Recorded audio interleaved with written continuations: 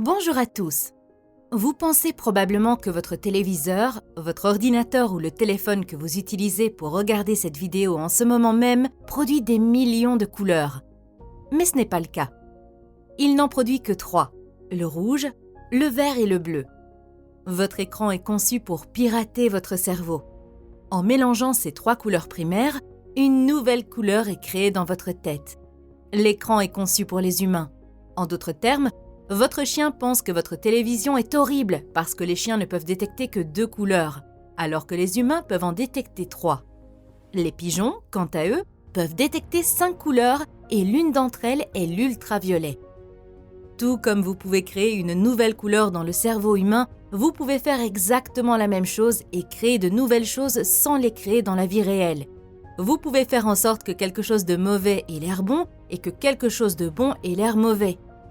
Je sais que vous pensez qu'il s'agit d'une sorte d'escroquerie psychologique, mais ce n'est pas le cas. Il s'agit d'une méthode scientifique. Rory Sutherland, l'auteur du livre intitulé Alchemy, appelle ce processus intervention. L'intervention est similaire à l'innovation, mais au lieu de créer quelque chose de nouveau dans le monde physique, vous le créez dans le cerveau. Dans cette vidéo, je partagerai avec vous 7 leçons étonnantes tirées de ce livre. Premier enseignement, la perception est la réalité. En 2009, Eurostar, une compagnie ferroviaire, perdait des clients au profit des compagnies aériennes. Elle s'est donc demandé comment améliorer le voyage entre Londres et Paris. Et quelle a été la solution proposée par les ingénieurs ? Ils ont dépensé plus de 8 milliards de dollars pour construire des voies ferrées entièrement nouvelles, ce qui a permis de réduire la durée totale du trajet de 40 minutes, de 3h20 à 2h40. Un moyen psychologique de résoudre ce problème consisterait à cesser de s'intéresser à la quantité de temps et à commencer à s'intéresser à la qualité du temps. Qu'auraient-ils pu faire ? Ils auraient pu transformer le voyage en une meilleure expérience. Par exemple, ils auraient pu installer le Wi-Fi dans les trains pour une fraction de cette somme, ce qu'ils n'ont d'ailleurs pas fait avant 10 ans. Ou ils auraient pu dépenser seulement 1 milliard de dollars et engager les mannequins les plus beaux du monde, hommes et femmes, et les payer pour servir gratuitement du champagne tout au long du voyage. Cela semble ridicule, mais c'est une solution bien moins coûteuse et les gens demanderaient à ce que le train ralentisse. Nous percevons le temps différemment en fonction de ce que nous faisons pendant ce temps. Par exemple, vous avez probablement déjà dit des choses comme « les 5 minutes les plus longues de ma vie » ou « je ne sais pas comment 1 heure s'est écoulée ». Maintenant, regardez votre propre entreprise ou votre propre travail et voyez comment vous pouvez appliquer ces connaissances. Par exemple, vous pouvez peut-être réaménager la salle d'attente de votre bureau pour que vos clients puissent faire des choses amusantes et oublier l'attente. Voici un autre aspect du temps. Nous détestons absolument attendre dans l'incertitude. Vous pouvez réduire le temps non pas en le réduisant, mais en réduisant l'incertitude. Comparez Uber au taxi, par exemple. Vous avez probablement l'impression qu'Uber arrive à vous plus rapidement qu'un taxi. En réalité, Uber n'a pas nécessairement réduit le temps nécessaire pour que la voiture arrive jusqu'à vous. Il a plutôt réduit l'incertitude quant au temps d'attente. Comment ? En vous montrant une carte. Lorsque vous voyez où se trouve le chauffeur et que vous avez une estimation de l'heure d'arrivée, vous vous sentez plus en contrôle et moins anxieux à l'idée d'attendre. Nous sommes plus heureux d'attendre une voiture pendant 10 minutes en sachant que cela prendra 10 minutes que d'attendre une voiture pendant 5 minutes dans l'incertitude. Les êtres humains détestent l'incertitude. Alors, si vous pouvez trouver un moyen de la réduire, vous avez certainement entre les mains un produit ou un service de grande valeur. Si l'on aborde les problèmes d'un point de vue psychologique plutôt que logique, on trouve des réponses différentes qui peuvent être meilleures et coûter encore moins cher. Par exemple, au Royaume-Uni, si vous achetez une Ferrari, elle sera livrée gratuitement à votre concessionnaire local, ce qui est plutôt cool. Mais il y a aussi une deuxième option. On l'appelle la visite de l'usine. Voici comment ça fonctionne. Vous payez 500 livres pour visiter l'usine Ferrari et vous devez voyager à vos frais. Mais sachez qu'à la fin de la visite, vous pouvez conduire votre Ferrari flambant neuve hors de l'usine et la ramener chez vous. Ce qu'ils ont fait n'a donc rien à voir avec la réalité. La réalité n'a pas changé du tout. Mais en appelant cela une visite de l'usine, ils ont réussi à vous faire payer 500 livres et à vous faire prendre votre propre voiture.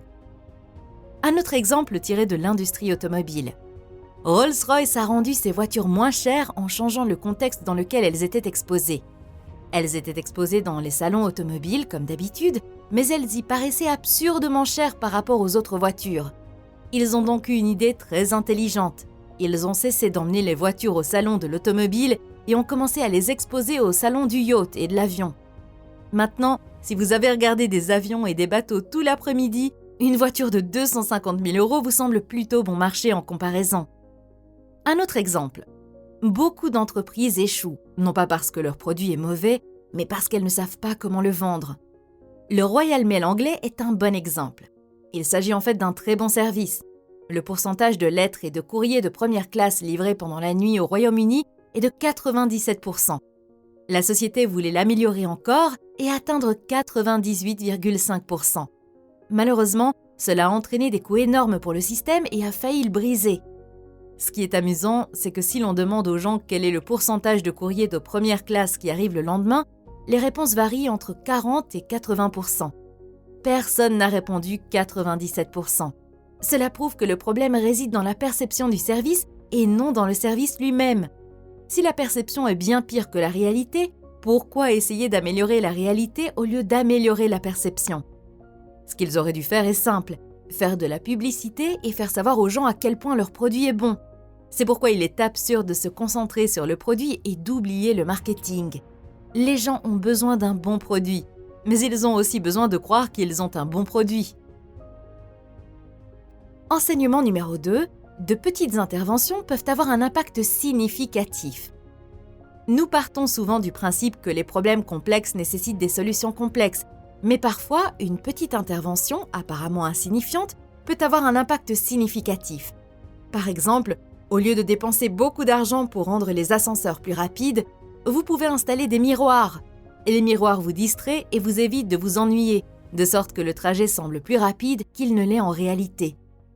Autre exemple, supposons que vous soyez médecin et que vos patients aient la terrible habitude d'abandonner leur traitement antibiotique dès que leurs symptômes disparaissent.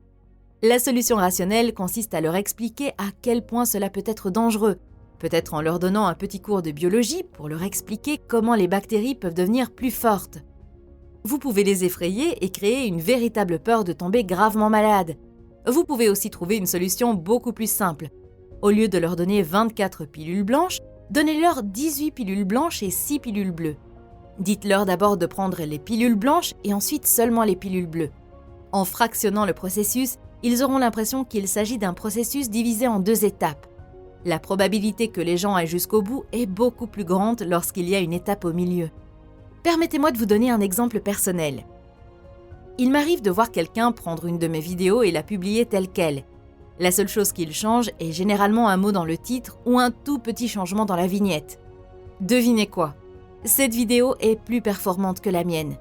J'étais en colère et en même temps fascinée par cela parce que je ne comprenais pas comment la même vidéo pouvait être plus performante sur leur chaîne alors qu'ils n'ont même pas 10 abonnés. Mais maintenant, je comprends que ce sont les petits changements qui font toute la différence. Enseignement numéro 3. Le contraire d'une bonne idée est une bonne idée. En science, il y a de bonnes et de mauvaises réponses. Le contraire d'une bonne réponse est une mauvaise réponse. 5 × 2 = 10. Toute réponse qui n'est pas 10 est fausse. Mais en psychologie et en marketing, cette règle peut ne pas s'appliquer. Le contraire d'une bonne idée peut aussi être une bonne idée. Par exemple, si vous allez dans un restaurant, que vous attendez à être traité de manière polie et accueillante, le contraire de la politesse est l'impolitesse, et certains restaurants ont intégré l'impolitesse à leur service. Si vous vous rendez dans l'un de ces restaurants, la serveuse apportera la nourriture et la jettera devant vous en vous disant des choses grossières en face. D'une certaine manière, lorsque l'impolitesse fait partie de votre culture et que les gens s'attendent à être maltraités, cela devient une expérience amusante et les gens sont heureux de payer pour cela. Prenons l'exemple de Red Bull. C'est l'opposé du Coca-Cola. Il a un goût étrange, se présente sous la forme d'une minuscule canette et coûte plusieurs fois plus cher que le cola. Tout le monde se moquerait de vous si vous leur disiez que vous allez développer une boisson, mais que vous allez délibérément lui donner un goût étrange, la faire payer 2 à 3 fois plus cher et la vendre dans une toute petite canette, de sorte que les gens n'en auront que très peu pour leur argent. Mais c'est le Red Bull et il a du succès. Enseignement numéro 4. Posez des questions stupides parce que personne d'autre ne le fera. Parfois, la solution à un problème consiste à poser ce que nous considérons comme une question stupide. le genre de questions dont tout le monde pense connaître la réponse. Poser des questions non conventionnelles, voire stupides, peut déboucher sur des idées révolutionnaires et des solutions innovantes. Prenons un exemple très courant. Emmenez son enfant chez le médecin. Pourquoi emmenez-vous votre enfant chez le médecin lorsqu'il est malade ? Je sais que cette question peut sembler stupide, mais suivez-moi. Est-ce parce qu'il est malade et que vous voulez qu'il aille mieux ? Il est évident que vous voulez qu'il se sente mieux, mais ce comportement apparemment rationnel cache bien d'autres motivations. Ce que les gens recherchent avant tout lorsqu'ils vont chez le médecin, ce n'est pas un traitement mais un réconfort. Plus qu'un traitement, vous voulez que le médecin vous dise que votre enfant ira bien. Si vous avez des enfants, vous savez que la plupart du temps, lorsqu'ils ont de la fièvre, c'est à cause d'un rhume ou d'un simple virus qu'ils ont attrapé d'autres enfants à la maternelle et que leur corps se débrouillera tout seul. Cela ne change rien au fait que vous voulez entendre le pédiatre vous dire que ce n'est rien de grave. La plupart des gens vont chez le médecin même lorsqu'ils ne sont pas malades, juste pour s'assurer que tout va bien. La seule raison pour laquelle quelqu'un ferait une telle chose est de se rassurer. Et la meilleure preuve, c'est qu'on ne voit pas des gens aller chez le dentiste sans raison, n'est-ce pas ? Vous savez que le dentiste fera quelque chose, même si ce n'est qu'un nettoyage dentaire. La plupart des gens ne veulent pas avoir l'air stupide, c'est pourquoi ils ne se posent pas de questions stupides, mais elles peuvent vous aider à découvrir des informations puissantes. Vous pouvez bénéficier d'un avantage concurrentiel extraordinaire si vous créez un petit espace dans votre entreprise pour que les gens puissent tester des choses qui n'ont pas de sens. La grande valeur de l'expérimentation en dehors de la logique est que la plupart de vos concurrents seront trop effrayés pour s'y aventurer. Enseignement numéro 5, ne pas concevoir pour la moyenne. Concevoir pour la personne moyenne peut sembler un pari sûr, mais cela peut conduire à l'échec. En effet, presque personne n'est vraiment dans la moyenne. Pensez-y de la manière suivante. Certains adultes mesurent 2 mètres de haut, d'autres mesurent 1,30 m. Cela signifie que la personne moyenne mesure 1,65 m. Si vous concevez quelque chose, disons un pantalon par exemple, pour une personne de 1,65 m, il lui ira très bien. Mais ira-t-il à la personne de 2 mètres ? Sera-t-il adapté à une personne de 1,30 m ? Probablement pas. Et nous ne prenons même pas en considération le poids moyen. Concevoir quelque chose pour la personne moyenne, c'est comme essayer de créer un pantalon à taille unique. Il peut convenir à certaines personnes, mais en réalité, il ne conviendra parfaitement qu'à très peu d'entre elles. Tout comme le corps de chacun est unique, les préférences et les besoins de chacun sont également uniques. Si vous essayez de concevoir quelque chose pour la personne moyenne, il y a des chances que votre produit ne soit pas absolument détesté, mais il ne sera pas non plus adoré. Au lieu d'essayer de créer un produit qui plaira à tout le monde, il est préférable de se concentrer sur un groupe spécifique de personnes qui ont des besoins ou des préférences uniques. Si vous parvenez à créer un produit que ces personnes aiment vraiment, elles en parleront à tous leurs amis et contribueront à faire de votre produit un succès. Harry Potter en est un exemple intéressant. L'histoire a été créée pour des garçons anglais de 11 ans, mais elle est devenue si populaire auprès de leur public qu'elle s'est étendue à d'autres publics et aujourd'hui, c'est une histoire aimée par les personnes de tous les âges et de tous les pays. Enseignement numéro 6, les gens ne voient pas le monde de manière objective. Je dois créer une publicité pour une voiture et je ne sais pas laquelle choisir. Quelle option recommanderiez-vous ? L'option A consiste à créer une publicité qui présente la voiture, montre à quel point elle est belle à l'extérieur et spacieuse à l'intérieur, et parle de son moteur puissant et rapide et de ses sièges confortables. L'option B montre la voiture faisant la course dans la savane africaine, côte à côte avec un grand félin, un lion par exemple. Si vous pensez que l'option B aura plus de succès, vous avez probablement raison. La raison en est plus simple qu'il n'y paraît. Elle contient un animal. Il a été prouvé que les publicités présentant de beaux animaux ou des animaux en peluche ont tout simplement plus de succès que les publicités n'en présentant pas, quel que soit le produit. Si j'achète une voiture, je devrais probablement prendre en considération des éléments tels que le confort, la puissance et l'espace. Dans ce cas, comment se fait-il que je me permette de faire mon choix en fonction de ce mignon gros chat plutôt que de toutes les caractéristiques objectives du produit ? La raison est liée à votre inconscient. Nous faisons des choses pour des raisons que nous ignorons consciemment. Si vous demandez à quelqu'un pourquoi il fait quelque chose, il vous donnera également une raison, mais cela ne veut pas dire que c'est la vraie raison. Le fondateur de la société automobile Ford, Henry Ford, a déclaré un jour « Si je demandais aux gens ce qu'ils veulent, ils me diraient un cheval plus rapide ». Nous supposons que les gens perçoivent le monde de manière objective, qu'ils voient clairement et pensent toujours de manière logique. Mais ce n'est pas vrai. Nous ne voyons pas le monde tel qu'il est. Nous le voyons en fonction de ce qu'il signifie pour nous. Les expériences subjectives sont précieuses et peuvent être aussi importantes que les données subjectives pour prendre des décisions. Si vous êtes propriétaire d'une entreprise ou dirigeant, vous devez garder cela à l'esprit à tout moment. Même si vous ne vous occupez pas du contexte de l'entreprise, vous résolvez des problèmes en permanence. Vous résolvez des problèmes avec votre partenaire, avec vos collègues et avec vos amis.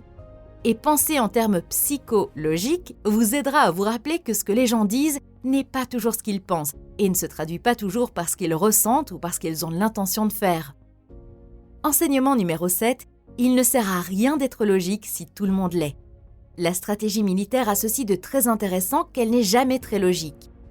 Bien sûr, si vous retracez toutes les étapes suivies par une armée lors d'une attaque, par exemple, vous vous rendrez compte qu'en fin de compte, il y avait un objectif clair et des étapes suivies pour y parvenir. Mais le fait est qu'il y a eu aussi des déviations en cours de route. En effet, si les militaires agissent de manière logique, ils deviennent prévisibles, et vous ne voulez pas que votre ennemi soit au courant de vos moindres faits et gestes, n'est-ce pas? Les entreprises qui suivent une voie prévisible deviennent rapidement obsolètes. Elles deviennent tout simplement comme les autres. En effet, même si vous connaissez un succès initial, tout le monde saura bientôt ce que vous faites et fera la même chose que vous. Pour réussir, il est essentiel de penser différemment, de manière créative et innovante. L'auteur dit, au lieu de copier vos concurrents parce que ce qu'ils font fonctionne, trouvez ce qu'ils font de mal. Quelles sont les failles de leur stratégie? Identifiez-les et exploitez-les à votre avantage. Vous pourrez ainsi développer un argument de vente unique qui incitera les gens à vous choisir plutôt qu'un autre. Par exemple, si vous envisagez d'écrire un livre, recherchez des livres similaires à celui que vous souhaitez écrire et lisez toutes les critiques à 1 ou 2 étoiles. Si vous voulez ouvrir une chaîne YouTube, lisez les commentaires et voyez ce dont les gens se plaignent et ce qu'ils veulent voir mais que personne ne fournit. Selon l'auteur, bon nombre des solutions de l'avenir proviendront probablement de la psychologie et non de la logique et du rationnel. Nous ne vivons plus au Moyen-Âge. La plupart des problèmes qui nécessitent des solutions logiques ont déjà été trouvés. Les problèmes restants sont très probablement à l'épreuve de la logique, c'est-à-dire qu'ils ne peuvent pas être résolus par la logique. S'il existait une solution logique, nous l'aurions déjà trouvée. C'est tout pour cette vidéo. J'ai résumé plusieurs livres de psychologie similaires à celui-ci. Si vous avez trouvé cette vidéo intéressante, jetez un coup d'œil à la liste de lecture que vous voyez sur votre écran. Enfin, je vous remercie d'avoir passé votre temps précieux sur ma chaîne. La monnaie la plus importante dans ce monde est le temps. Vous venez d'en dépenser une partie en regardant cette vidéo. J'espère que cela en valait la peine. Je vous souhaite une bonne journée et vous dis à très bientôt.